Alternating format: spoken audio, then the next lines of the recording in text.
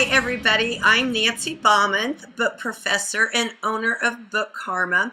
And as you can probably tell, I've got a little frog in my throat or something. We have beautiful, beautiful weather here in St. Louis, but there's a lot of pollen flying around, and I think it's affecting me this year. So anyway, some people say this makes my voice sound better, but I'll let you be the judge of that. Anyway, I'm really excited to have you here this week. Today's guest is Stephen Spatz, who is the president of BookBaby. And but before we get into what Stephen has to offer us, I would like to tell you just a little bit about what I do, what Bookarma is, what the book professor is. So for those of you who don't know, I am an executive book coach, and I help people write what I call high-impact nonfiction books that will either save lives, change lives, or transform society. So I've developed this process that takes you from just your initial idea all the way through mapping out your book, to writing the draft, to polishing up, to editing it. And for those people who I work with from the very beginning, I actually will publish your book from through my publishing company, Stonebrook Publishing. And then the next step, of course, is getting the word out, marketing the book, and that's where Bookarma came in. And so kind of a little backstory about Bookarma. Bookarma is an international book marketing platform where authors are able to expand their reach beyond their own social media circles, because other authors open up their social media channels and share your books with their audience. And it is international. We have authors from 42 different countries on the platform now. So if you don't have your book on Bookarma yet, go to bookkarma.net. It costs you only $1.99 a month to do international marketing. But the way, I know Steven's shaking his head because it's ridiculously cheap, isn't it?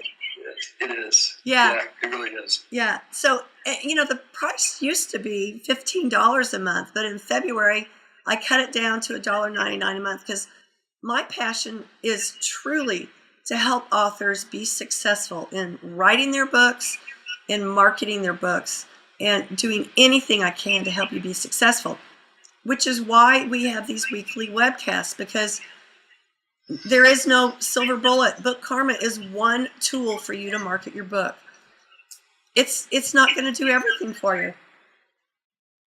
Wouldn't we love to think that we could only spend $1.99 a month and get our book out there? But absolutely, we have fabulous partners, and I feel that part of my role, in order to add value to you and what you have undertaken with your book project in this whole journey, because your book is a business now, is to introduce you to other bona fide professionals who will do well by you, who are credible. Now, there's a lot of shysters out there, and I know Stephen and I talked about this a couple of days ago. There are a lot of ways for you to get rooked, to spend a lot of money and not to get the results you want. And so one of the reasons I wanted to have Stephen on, and can you believe I got the president of BookBaby, which is awesome, is to share their vision about what they can do for you, and also some new offerings that they have. But before I get into that, I want to tell you what a fabulous book partner, partner BookBaby has been with Bookarma.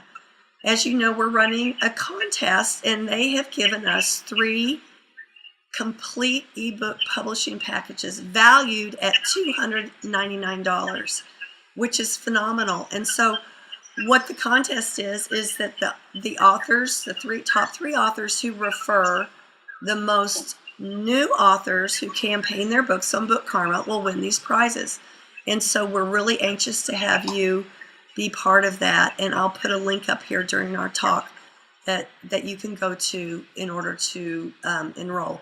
There is a little bit of a process you have to go through, because you have to join our affiliate program in order to do that, because that's the only way we can track the authors who come through you. Stephen's familiar with that because they also have an affiliate program. So, yes.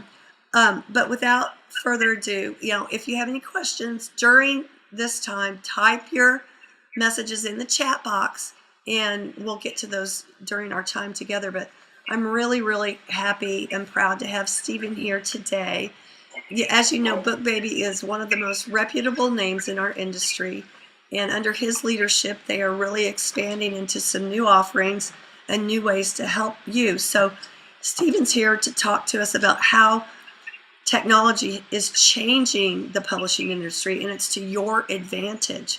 And I'm really excited to have you here. So, Stephen, tell us a little bit about yourself. I'll keep the bio nice and short. Well, and thank you very much for inviting me. Bookarma has been a really great partner with BookBaby. It's been nice that we have a small collection of partners who we work with, lots of complementary type companies, and there is no magic bullet, as you say. There are no one size fits all type of marketing solution or publishing solution. So it's important for our authors to really have access to a lot of different tools, a lot of different services, and yours, I think, is very unique and very important. So a little bit about me. I'm located in our Philadelphia office. We also have a Portland, Oregon office. By coincidence, I actually happen to be from the state of Oregon, so it's a nice match for me. I've been involved with marketing for most of my life for companies such as Mattel and Hasbro and my own family business, and I got involved with what we call the content creators out there, musicians, filmmakers for our parent company, disc makers, AVL Digital.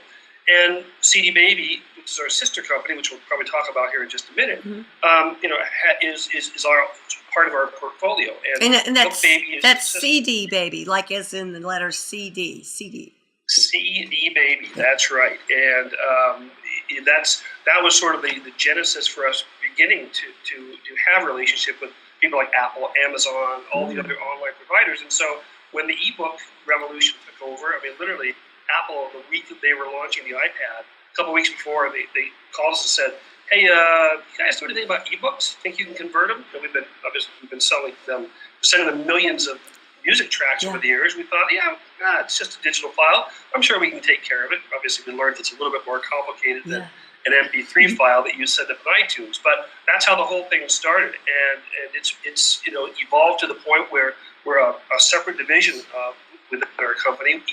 Each month we're stealing a few more people over from the music side to come to the publishing side. I kind of lure them over, come to the dark side or the light side, however they want to refer to it. So, but what BookBaby is really about is giving self-published authors the opportunity to publish, promote, and sell their books. One of the internal mottos we've had on both the music and the book side is we try to make the little guys look big. And by doing that is to help them with the best product they possibly can have, get them distribution alongside all of the major players out there. Their book on the virtual bookshelf at Amazon is going to look every bit as good as James Patterson or whatever other blockbuster, big name seller. And we help you market, and we give you tools such as, again, our arrangement with Bookarma, that allows you to do some work with them. And we've added products over the years. We'll probably talk a little bit more about that. The ebooks was the beginning of this. We added a printed book division that we actually do here in Philadelphia. And now, just at the beginning of the year, we added print on demand, which really speaks to a lot of kind of the new technology of what I think is really driving this I think it's sort of a self-publishing 2.0 type of thing, which is happening right now. Yeah, and I like that you call it 2.0 because, and I actually like to call it independent publishing because self-publishing, oh gosh, that first generation was so bad. It was just so bad. It's like people were having their kids do the covers. There's no editing. And by the way, when I told you there were a lot of shysters out there, they still will give you those kind of first generation self-publishing covers and interior, and it's just not, it just doesn't meet the market. And what I like about BookBaby is they have the same standards that I have as a book coach and a book marketer. It has to be top notch, has to be indistinguishable from anything coming out of the top publishing houses, because there's no excuse not to.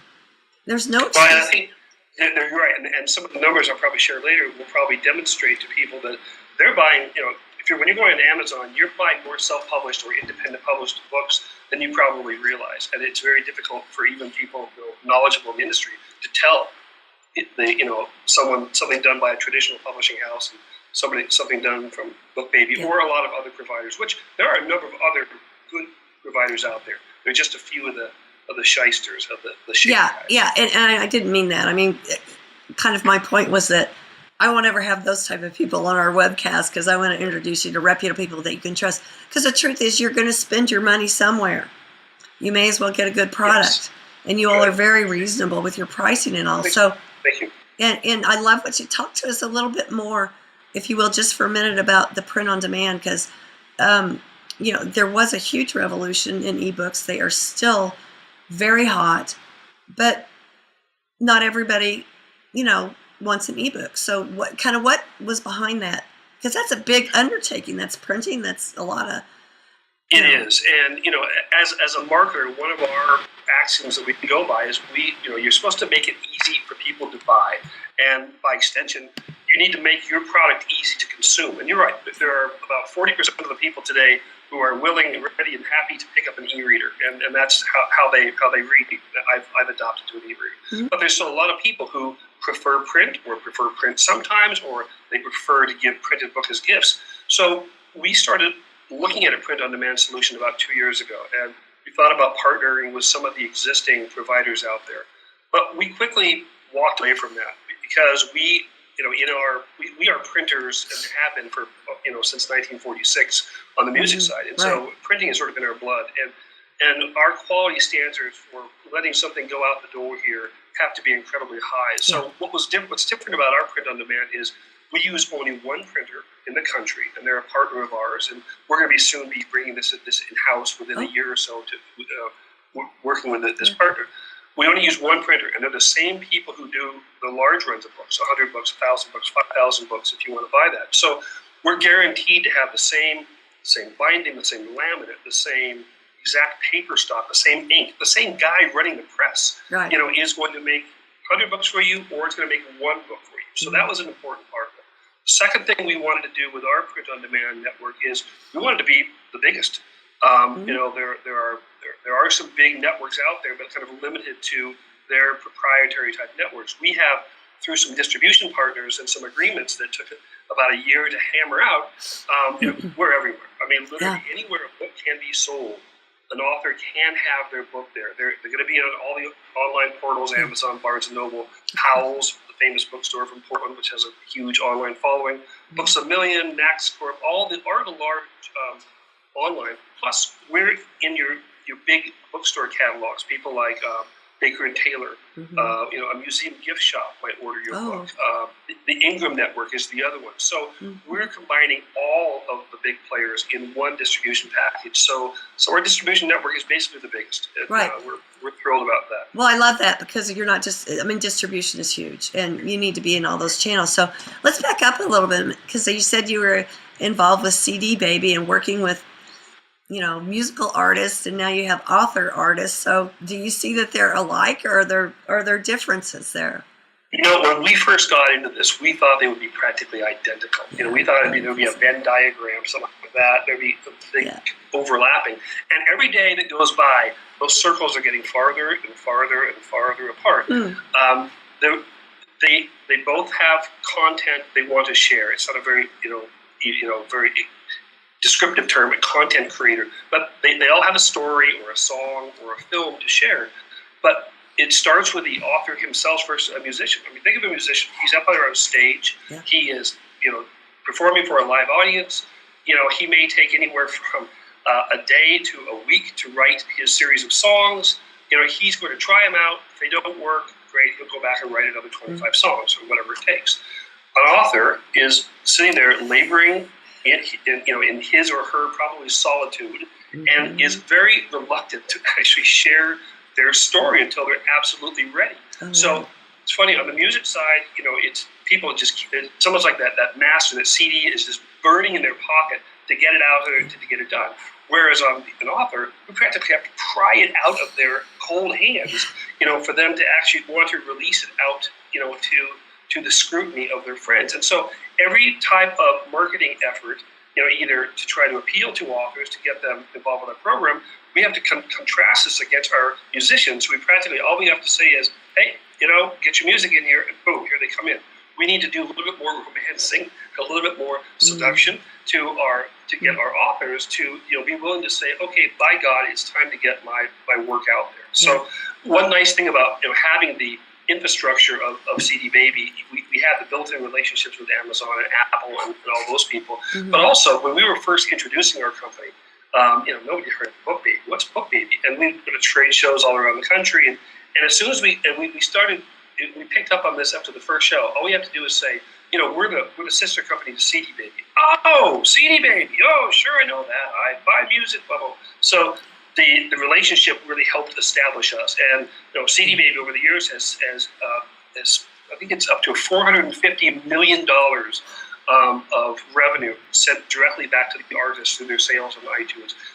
CD Baby's portfolio is about 13 or 14% of the entire library at iTunes. So we're a big player in the digital space, and that's helped us get established on the publishing side. Wow, that's exciting. And I know what you say about trying to pry things out of authors' hands, because as a book coach, we'll be in the final round of editing, and an author will say, well, I think I want to add this thing. I'm like, no, we are finished. This is done. That's right. This is done. We've been working on this for over a year. You're finished, That's right. A musician's probably not going to add another chorus or something like that. They know when they're pretty much done. No. So. Yeah, well, that's fun. Well, you say you've been traveling around the country and in shows, and I'm sure you've been talking to authors. What do you hear from them?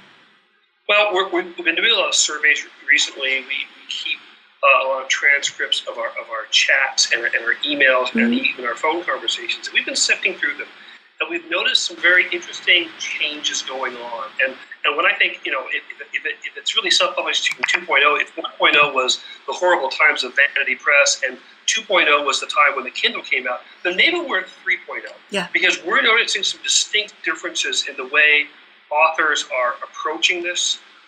In fact, we've even come up with sort of a working title, and this almost sounds like some theory, some academic type thing, but we're actually calling it a new author model. Yeah. And again, we're not going to try to publish some paper and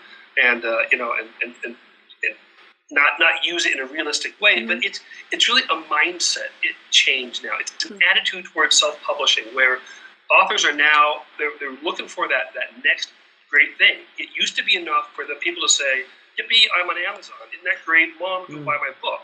Now they're saying, why aren't I on the bestseller list? Wait a minute, I'm only moving this many units in the United Kingdom, and I'm moving twice as many in Canada and the US. What's going on here? I mean, they're much more savvy. They have higher expectations. It's just a huge expansion of wants and needs, and I think a feeling of empowerment now. And so we're trying to kind of gauge this and react this and come up with some new offers and some new distinctions between our company and some of the others out there. But it's been an interesting shift, and we felt it the last 6 to 9 months.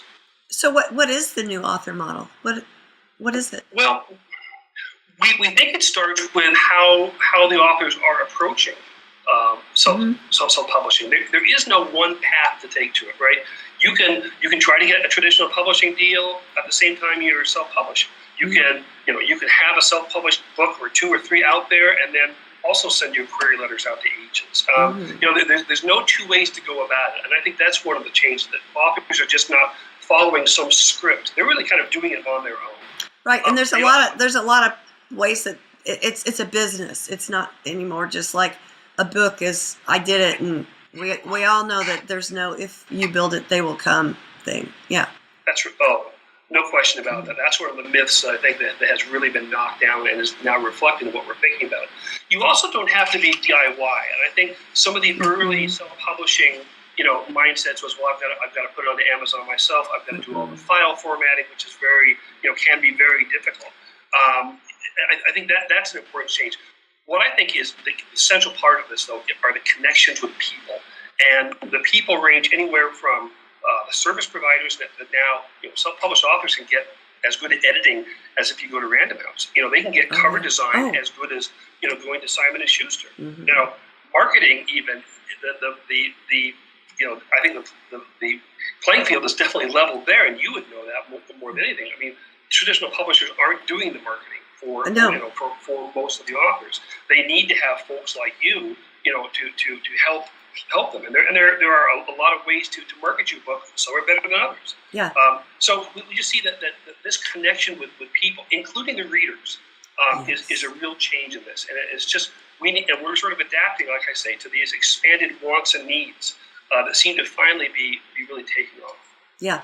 Well, I like what you said about, the traditional publishers, because so many of the authors that I work with as a book coach, they think, oh, well, I'll just get a publisher. And I'm like, why?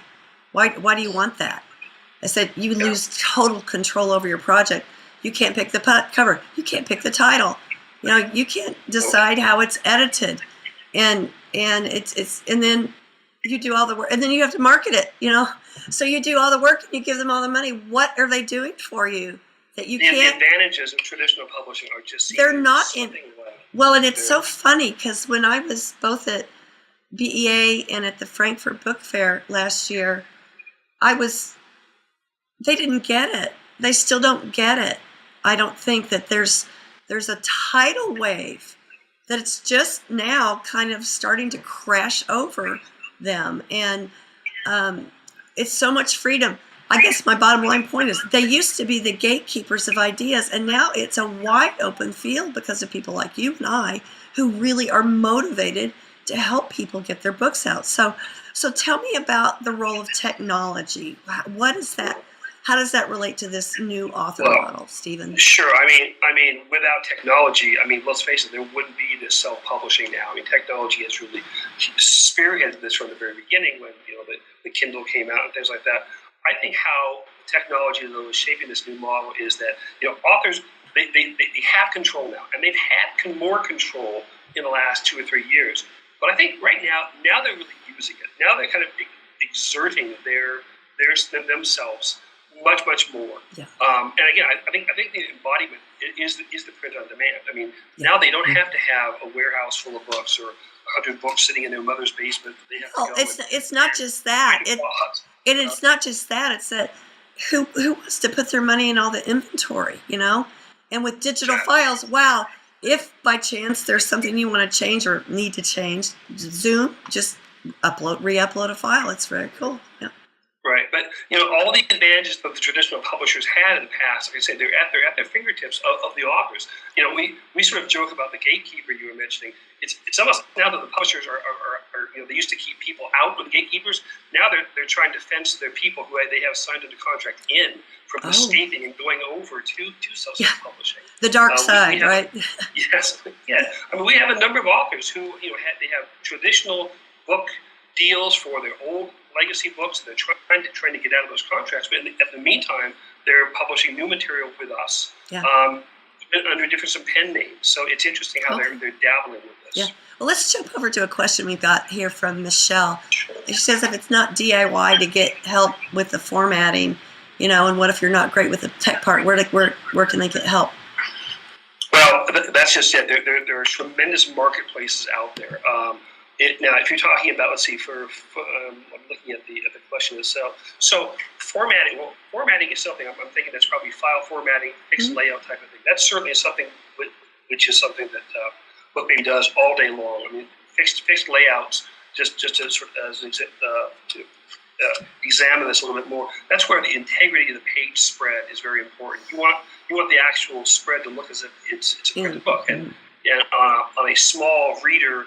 Most books are dynamic; they're flowing. They'll match the size of the screen, whether it's an iPhone or it's an iPad or your desktop. With a fixed layout, with a children's book, it's important again that the illustrations follow along with the text. There are some very good companies out there doing that. Ebook Architects they're awesome. Is one of our partners. Yeah, Joshua Talent. They're very good at that. Yeah. Yes, we also do some of these simple fixed layout books. If it's something that we feel like ebook architects and other folks can do that, we kind of send them out there.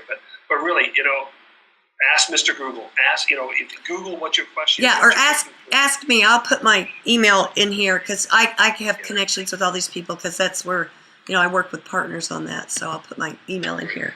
So Stephen, what you mentioned a little bit about the author-reader connection and their kind of communication.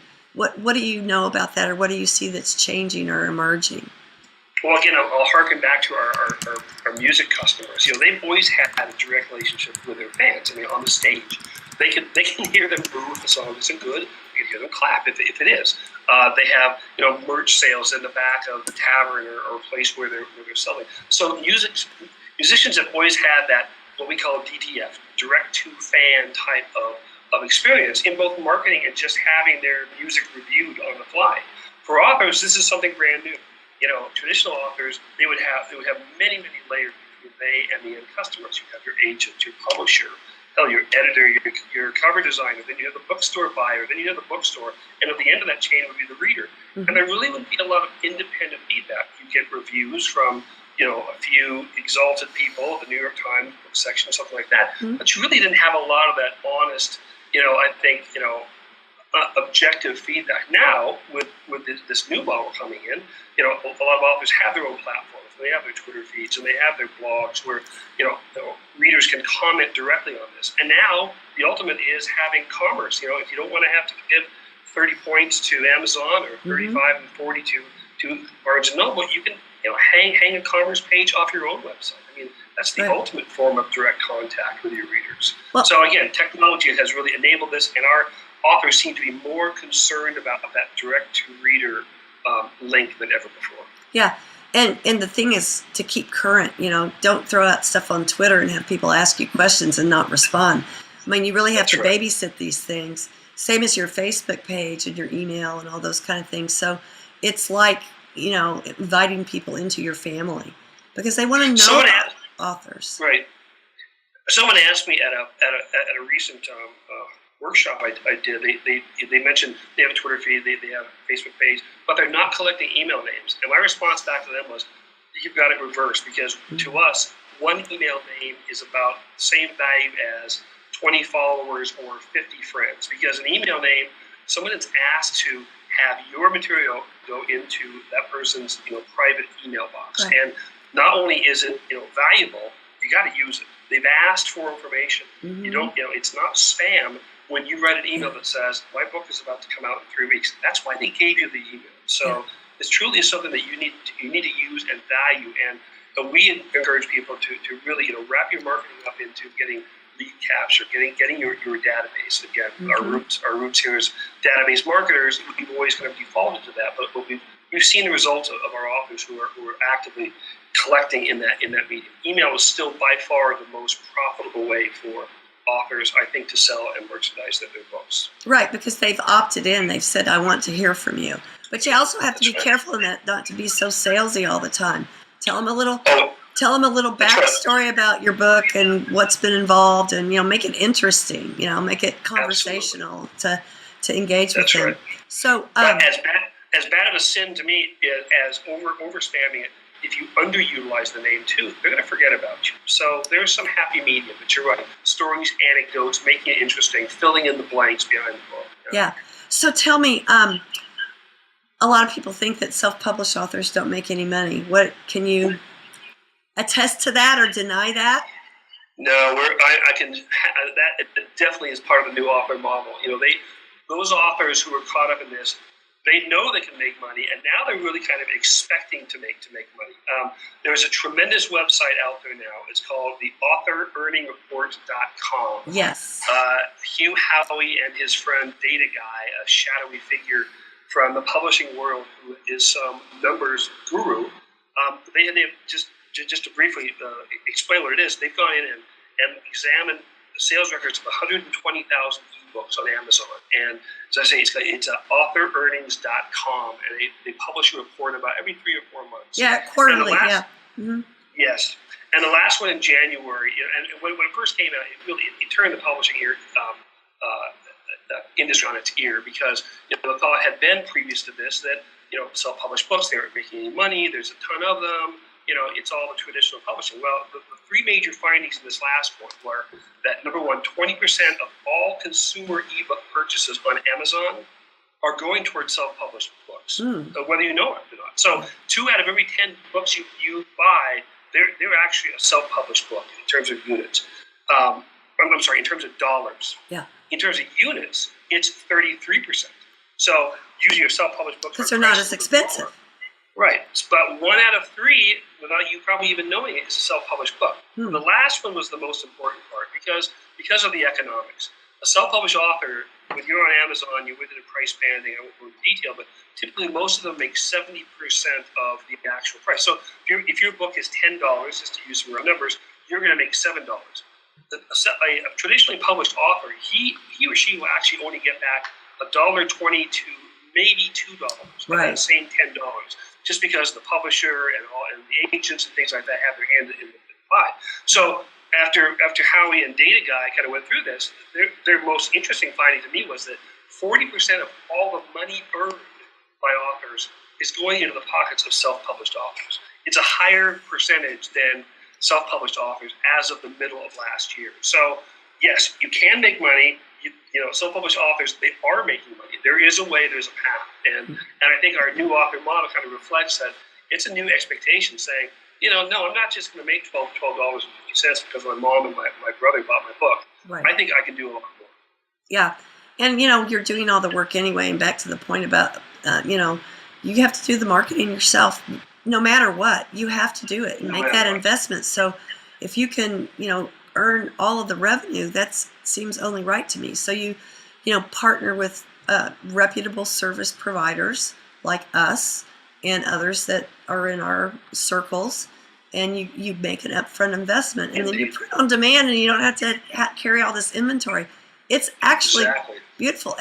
And the bad self-published books, they filter themselves out. They don't go anywhere, So if you don't invest, you will not be successful, because publishing is an industry. I tell my clients that I would never go out and start a bank. I don't know that industry. I would never go start an insurance company. I don't know that industry. It's an industry, right, Stephen? Right. It is, no question about it. And the attitudes about marketing, I think, are shifting. 3 years ago, I was invited to speak at the Philadelphia Writers Conference, and I thought, okay, I'm gonna get their attention, and they wanted to know about marketing, and it was a pretty brutal talk, because I said, you've got to think like a marketer. You've got to take your author's hat off, and in one slide, I remember comparing, your baby is not your book anymore. It's like marketing a case of dog food or a case of toilet paper, and I looked out at about 200 stunned faces, like, you're insulting my baby, my book. Maybe it's no coincidence I was not asked back to speak at that gathering again, but what I feel is that authors are more objective and are less passionate, and they realize that, it's a product, it's a commodity, I need to market it. So yeah, it's funny. So maybe they'll invite me back. That's a funny story, because I was speaking at a conference last month in Charleston, and I said, and authors want everything for free, and they're like, yes. And I said, that is so insulting to me, and let me tell you why. Right now, I'm going to ask each one of you to send me a case of your books for free. How does that sit with you? I mean, you need to invest in your business as a book author, business. So anyway, and Bookarma is only $1.99 a month. So there you go. And BookBaby has excellent packages too. So I want to ask you a question about Amazon.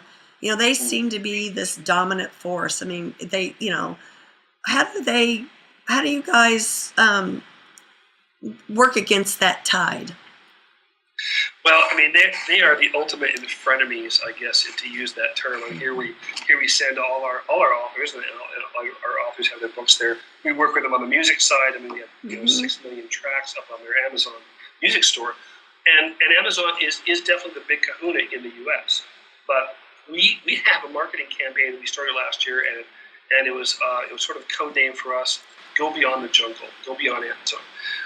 Right now, our BookBaby authors, about 48% of all their sales worldwide are through Amazon.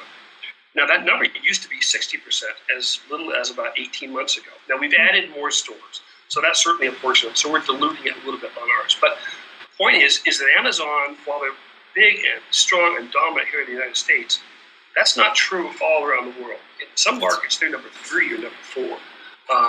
One of our news stores, Flipkart, for instance, is dominating. Flipkart. I was just going to say, in India, it's Flipkart. Yeah, absolutely. It's not Amazon. And in China, there are other options. We're working to get our ebooks into China. I hope to sign a deal at BEA that coming up in New York at the end of this month, with a couple of stores in that region, so that we can actually add that expansion. Amazon is critical. It's important. Your books need to be there. No question about that. But our philosophy is, distribution is king. I know Mm-hmm. Bill Gates did this famous speech about content is king way back in those ancient times in the 90s, I think, or something. Yeah. But I've always felt it's really distribution. You've got to assume the content is important and great, but Mm-hmm. if nobody's there to listen or read or consume it, I don't know how good your content is really going to be. And I like what you said about other markets because, India, think of the population of India. And what a lot of people don't know is that their language is English. They were a British settlement. They speak English, so we're writing in English. You want to be in that market. Now, your pricing is going to have to be a little bit different because you can't command the same prices. Or what, am I talking out of school here, Stephen? No, you're absolutely correct. Even in China, which we're trying to get in, I mean, every child is taught English. They are starved for English books. So, our authors come to us and say, well, should I have my book translated in Spanish and Italian and all these other languages? We say no. There's a great demand for English language books outside of the U.S. and the U.K. and those type of first world markets. So, no, and international distribution again is this real bonus for people and it has some surprising results. We've had some people who have caught on in blogs in England. The guy woke up in the morning and suddenly he had 5 digits sitting in his BookBaby account on sales he didn't even know took place because some famous blogger in England happened to see his book in Gardner's. One of our stores did a blog piece and suddenly he's selling tons of books in England. He's an overnight sensation. So. Wow, that's fun. That's fun to hear. So let's drill into BookBaby just a little bit. Tell us what your services are, kind of the broad spectrum of what you all do.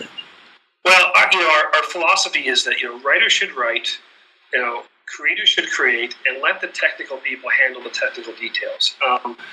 Once your manuscript is finished, is really done, is when BookBaby kind of takes over. Now, we will help you get it edited. We have some recommendations from great editors, and obviously, we think that any book that you want to put out in the marketplace deserves an editing. I have my own book edited. Mm-hmm. It's quite a humbling process. Let me jump in. I gotta jump in here for a second. This is such a hot button for me. Just because somebody majored in English in college or whatever doesn't mean they're a good editor. You need a professional book editor, someone who can sustain your message from the first word to the last word.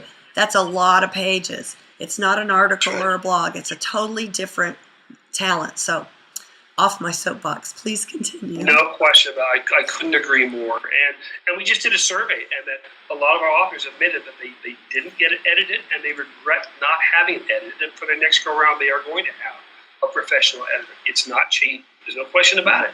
But if you really want to have your best product out in the marketplace, you do. And it's embarrassing. I just want to throw something else out here to work with professionals because you may think, oh, well, that's just my first book, no big deal. You are building your brand. And if you have people come to expect something that's substandard, that doesn't, fly in the industry as far as professionalism, you're really damaging yourself.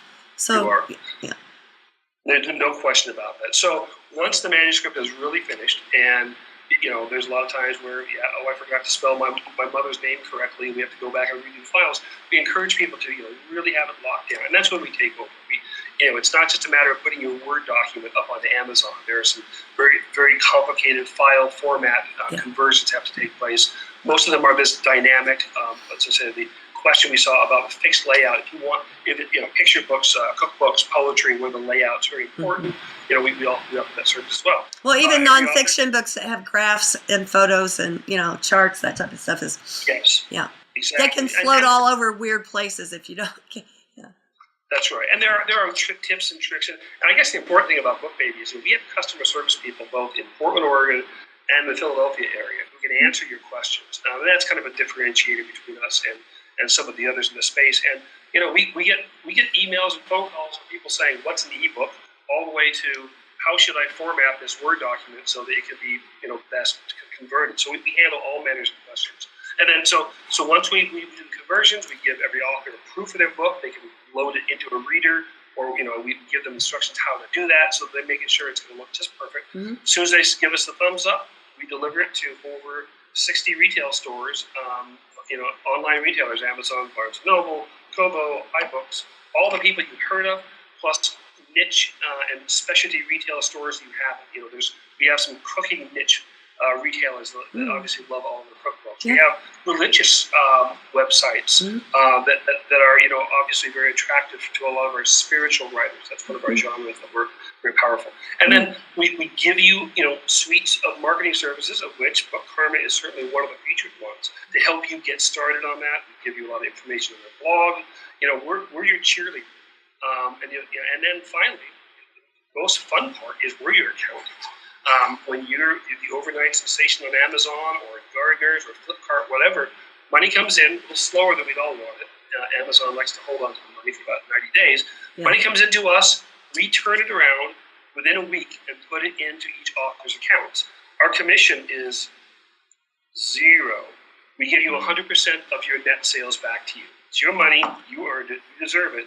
We charge a fee for the the conversion work and things like that. But we're in it with you for the long run. There's not another cost. Well, and the thing you didn't mention is when you're talking about conversion, there's a different file format for iBooks versus Kindle versus yes. Other readers. So yes, there's more work to it than people realize. And that's again, people can do the DIY route, but at the same time they're trying to figure out why their ebook was horrible on this kind of reader. Yeah. They could be doing what they should be doing, and that's writing. Yeah. More writing. Because as soon as they hand us the manuscript, what they should be doing 2 things: marketing book number 1 and going to work on book number 2. Yeah. So, do you guys have any kind of a contract or anything? Who owns the rights to the book, et cetera, when it's all finished? We do. We have a terms of service. In fact, I'm meeting with a lawyer this week about it to try to cut it down. In real word terms, here's how the terms of service can be summed up in one sentence: authors own everything. BookBaby owns nothing. The end. I mean, yeah, you have control of the book, the copyrights, whatever. For some reason, you think that we're taking too much commission at 0% and want to take the book down. That's fine. We'll sadly wave you goodbye, but within 30 days, it's taken down from all the sites, and you can do what you want. No, that's the same as our music business. We want to make this self-publishing with as few strings attached. So we own nothing. The authors own everything. It's very simple. I like the way you phrase that. That is very simple. So anyway, we're kind of coming to the close of our time, but if you had just one piece of advice for someone who was thinking about self-publishing and haven't started down that path yet, what would you tell them to do? I tell this at every speech I do, every presentation, every seminar. Just do it. Get the book done. As I was talking about, pry it out of the hands of the author. Figure out when your book is done. There are ways that that it's done. If the jokes are sounding stale, if you're getting bored with it, there's at some point you need to release it out in the world, and that's a hard thing for authors. Obviously we can talk about great editing or great cover design, but I think it just starts with an author's decision and will to say, by God, I'm going to get it done. I'm going to get it done now. Yeah. I love that. Well, thank you so much, Stephen. Like I said, it's a pleasure being here. BookBaby is such a great partner for us. You guys have such a great reputation. We're so glad and grateful to be part of your circle, and us, you're part of ours as well. From our authors, yeah. The feedback we get from our authors, they absolutely love your service. Oh, well, thank you. Thank you so much. So, without further ado, I will say goodbye until next week on our next Wednesday Chat Back. Thanks so much for being here, everyone. Bye-bye. Thank you. Bye-bye. Mm-hmm.